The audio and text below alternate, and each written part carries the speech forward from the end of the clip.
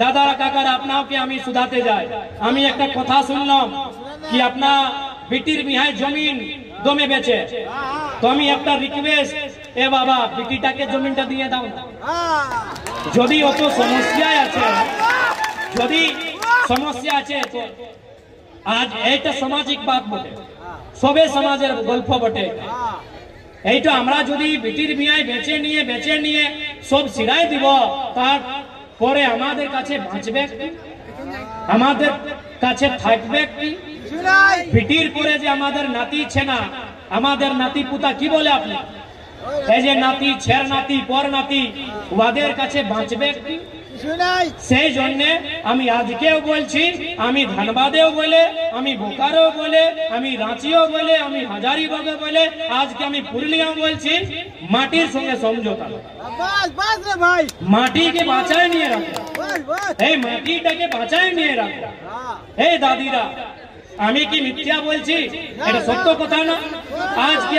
আজকে আপনি 60 বছর 70 বছর 80 বছর, তারপরে আপনি নানি ঘর, এই নানি ঘর, কিন্তু এই মাটিটা থাকবে কার কাছে? থাকবে আপনার ছেলের কাছে থাকবে, ছেলের পরে তার ছেলের পরে থাকবে, ছেলের পরে নাতির কাছে থাকবে, নাতির পরে ছের নাতির কাছে থাকবে, ছের নাতির পরে পর নাতির কাছে থাকবে।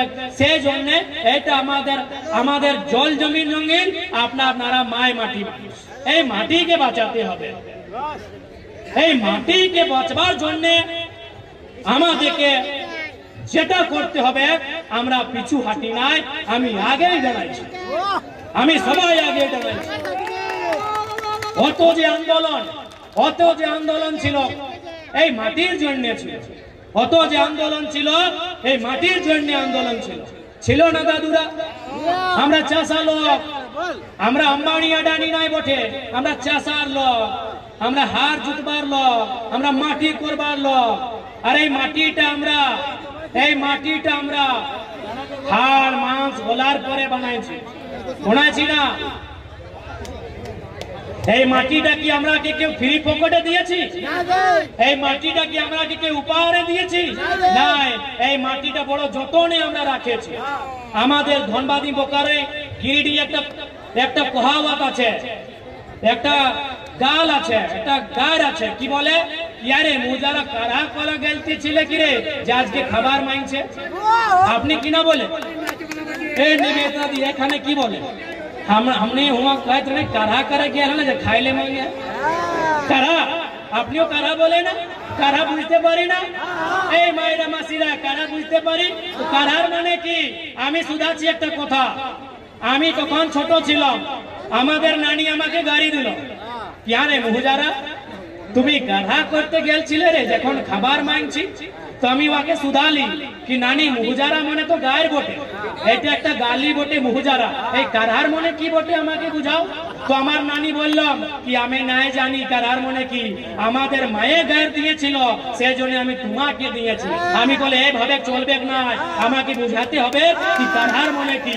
তখন আমাদের নানির শ্বশুর বুঝতে পারি, হ্যাঁ ওর সব কেস গিলা চুল গিলা সফেদ একদম পাকড়, ওই মানুষটা আমাকে বললাম কে রে ছেলা, আজ লে 200 বছর পहिले, 250, 300, 400, 1000 বছর পहिले আমাদের বাপে, আমাদের দাদা পর দাদা ওই মাটিটায় যেখানে গাজার ছিল, যেখানে ঢেকা পাথর ছিল, যেখানে পাহাড় ছিল, সেই মাটিটাকে কাটি করি আর ওকে কাঢ়া করে নিয়ে ওকে খেত বানাইছি, ওকে সমতল বানাইছি, ওকে ঘর বানাইছি, সেই বিধিটাকে কাঢ়া বলে।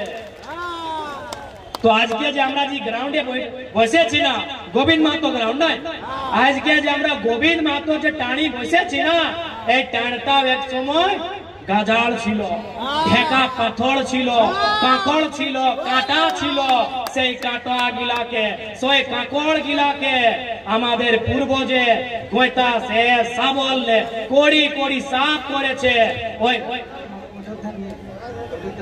সাফ করেছে, সোয়ে বিধিটাকে কাঢ়া বলে।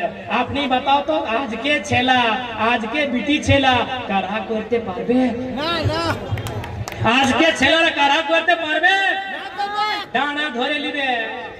এই দাঁড়ায়, আপনি কি বলে দাঁড়াকে দাঁড়ায় বলি, এই কোমর বলি না, কোমর ধরে নিবে।